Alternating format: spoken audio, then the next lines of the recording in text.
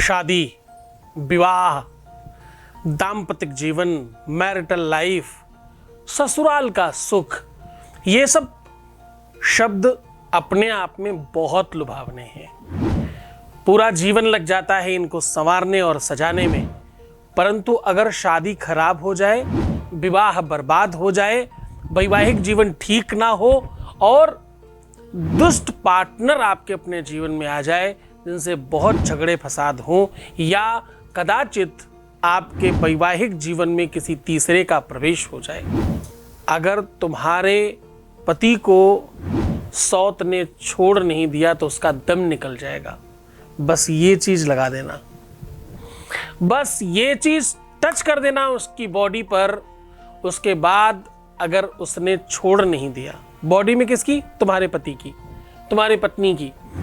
तो जानिए आज पूरा का पूरा विश्लेषण कि तुम्हारे मैरिटल लाइफ में, तुम्हारी शादीशुदा जीवन में अगर किसी और का प्रवेश हो गया है तो उसे पूरी तरह से विध्वंस कैसे कर सकते हैं, पूरी तरह से नष्ट कैसे कर सकते हैं। ये बात केवल शादी की नहीं है, ये बात केवल विवाह की नहीं है, ये तुम्हारे प्यार की भी है, क्योंकि तुम जिसे प्रेम करते हो उसे अपना पति और अपना पार्टनर ही तो मानते हो। जानिए पूरा विश्लेषण। With astrology. नमस्कार, मैं हूं आचार्य सतीश अवस्थी। आपका बहुत स्वागत करता हूं लव विद एस्ट्रोलॉजी में। लव विद एस्ट्रोलॉजी आपके अपने जीवन में प्यार भरने का एक साधन है।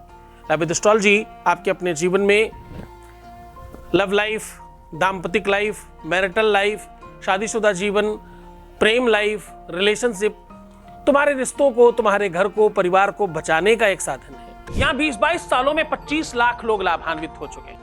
इस व्यवस्था को निरंतर जारी रखा गया है। यहाँ का सक्सेस रेट 96% प्लस है। रिश्तों को रिपेयर करने की एक पद्धति है और यहाँ पर गीता, वेद, पुराण, शास्त्र, उपनिषदों के सार निकाले जाते हैं, उसके हिसाब से आपको उपाय बताया जाता है। हो जाने के पीछे यद्यपि तुम्हारी ही श्रद्धा और तुम्हारा विश्वास है, यद्यपि तुम्हारा परिश्रम, तुम्हारा सब कुछ है, मेरी तो थोड़ी सी तपस्या, साधना और ज्ञान लगता है, बाकी प्रयत्न तो तुम करते हो ना। आज मैं कह रहा हूं ये छोटी सी चीज, ये वस्तु अपने पार्टनर के इस अंग पर लगा देना चुपचाप। उसके बाद उसके लाइफ में जो भी कोई है वो पूरी तरह से नष्ट हो जाएगा। अगर पार्टनर नहीं मिलता तो उसकी फोटो पर भी लगा सकते हो।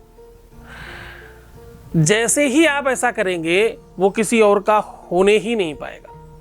अगर वो किसी और की वजह से आपको छोड़ रहा है, या वो किसी अनदर व्यक्ति की वजह से आपसे झगड़े करता है, या किसी और व्यक्ति के चक्कर में फंस करके आपको तवज्जो नहीं दे रहा है, या वो किसी और की वजह से सब कुछ खराब कर रहा है, कोई और है जो आपके सपनों के संसार को नष्ट कर रहा है, कोई और है जो आपके घरौंदों को उजाड़ देना चाहता है, कोई और है जो आपके घर को, आपके परिवार को, आपके बसे बसाए परिवार को पूरी तरह से समाप्त कर रहा है। तो भाई, हंते को हनिये पाप दोष ना गिनिए, हनंतान हंतयंतेन स्यात् मा करिष्यति मा भवेत्। कहते हैं पाप, पुण्य, शुभ, अशुभ कुछ मत देखिए, जो बुरा करता हो। गीता में भगवान कृष्ण से कहते हैं हंते नाम यस्य मूलाद्या, भैया ये मूल है, इसे पूरी तरह से समाप्त कर दीजिए। कहते हैं जो खराब वृक्ष उग जाए, जो खराब खेती हो जाए, आपके गमले में अगर बिना मतलब के पेड़ पौधे उग जाए तो उन्हें जड़ से निकाल कर फेंक देना चाहिए। आज वही उपाय आपको बता रहा हूं कि पूरी तरह से जड़ से कैसे समाप्त कर सकते हो इस प्रॉब्लम को, इस समस्या को। कभी कभी क्या होता है कि आपके पार्टनर के घर वाले ही उसको खराब कर रहे होते हैं।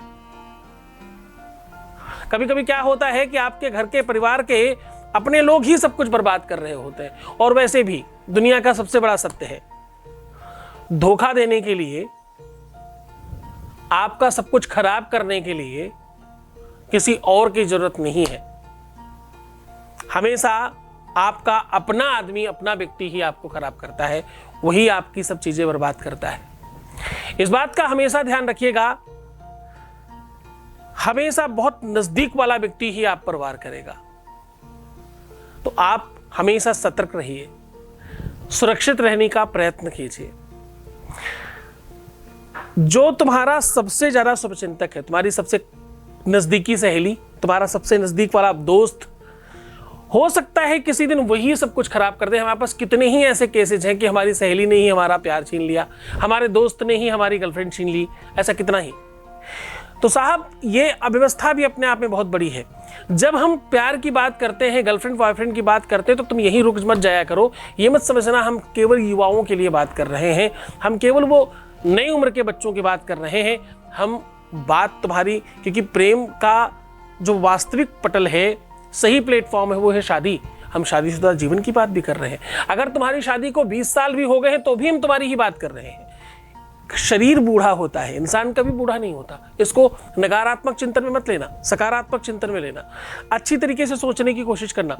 शरीर तो नश्वर है, धीरे धीरे बड़ा होता है और फिर नष्ट हो जाता है।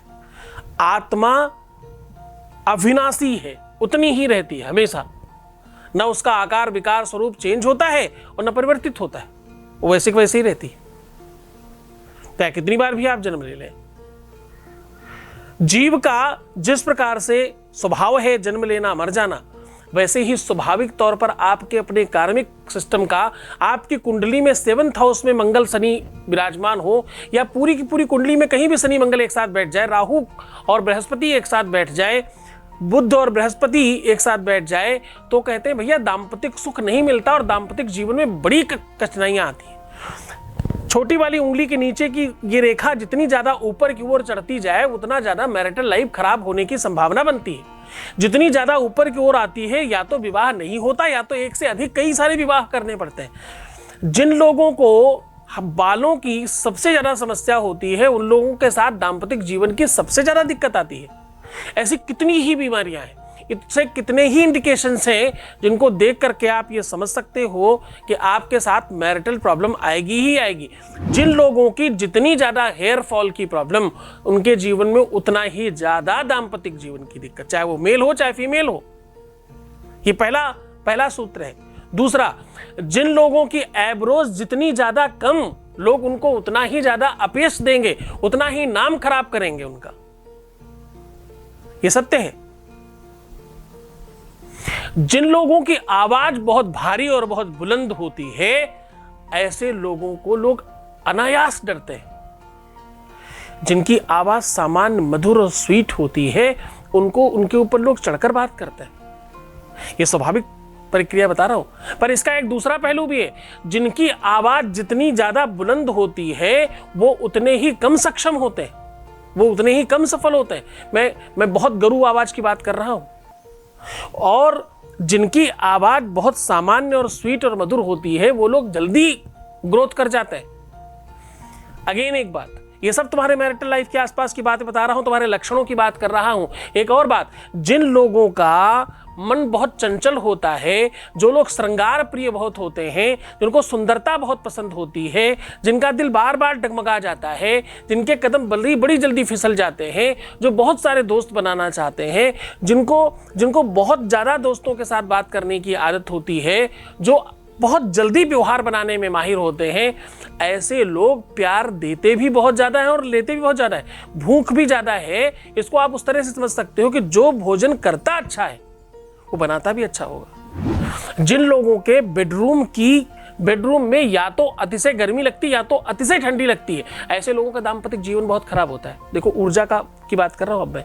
जिनके बेडरूम में कुछ भी नहीं होने के बावजूद भी दुर्गंध आती है, कितना भी परफ्यूम डाल दें, कितना भी रूम स्प्रे डाल दें, उनको दिक्कत होती है।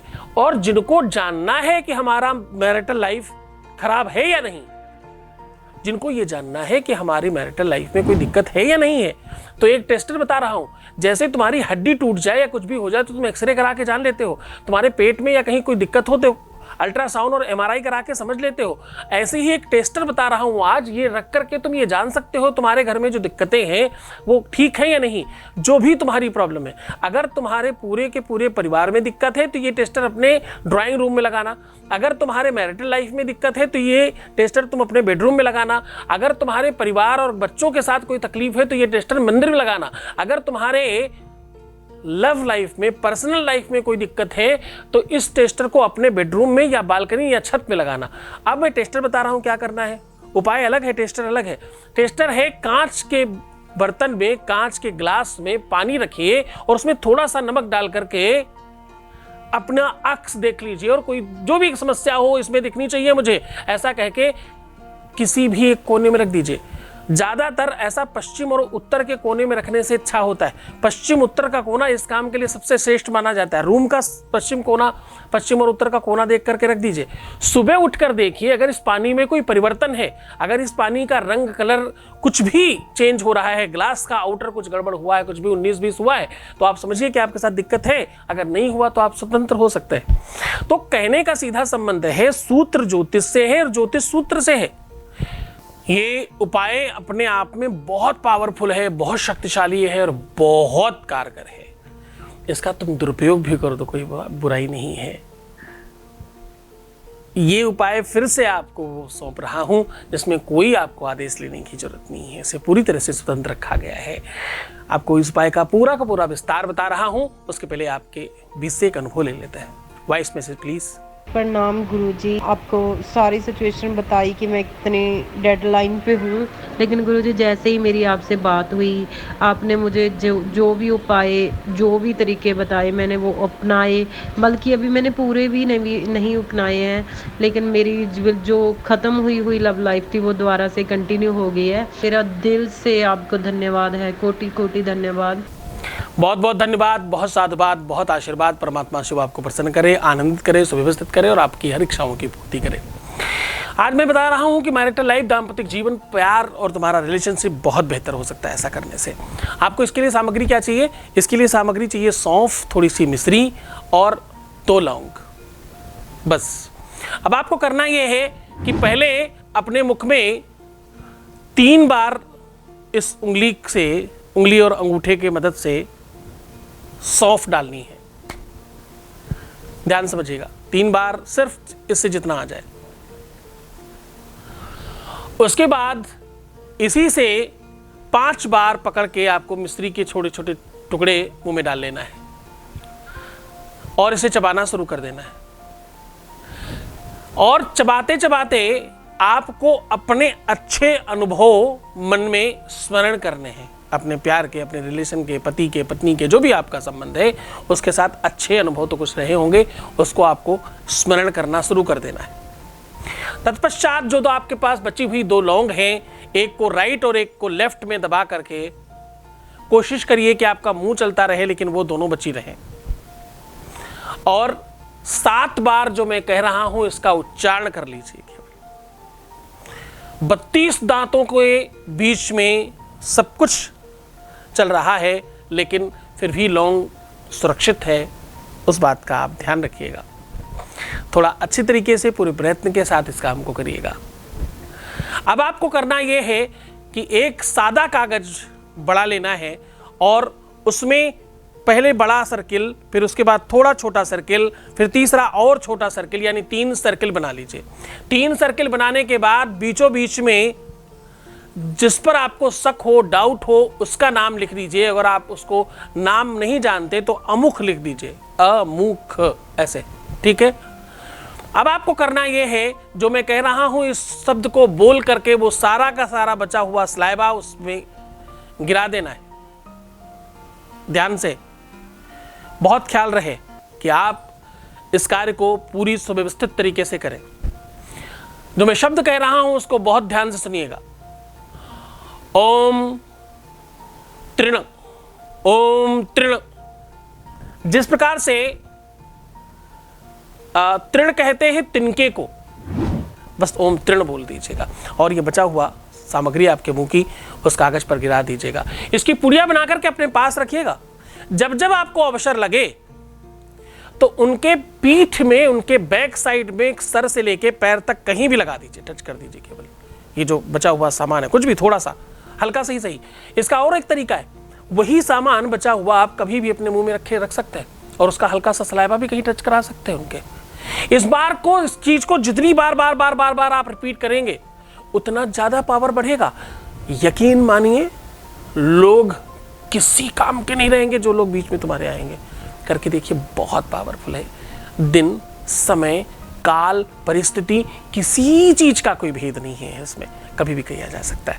पूरी मन से, पूरी श्रद्धा से, पूरे विश्वास के साथ करिएगा। थोड़ा सा विलंब हो जाए तो भी ऐसा चिंतन मत करना, अच्छा सोचना, तभी तुम्हारे जीवन में कुछ ठीक होगा। ख्याल रखो अपना, मैं हूं तुम्हारे साथ। ओम नमः शिवाय।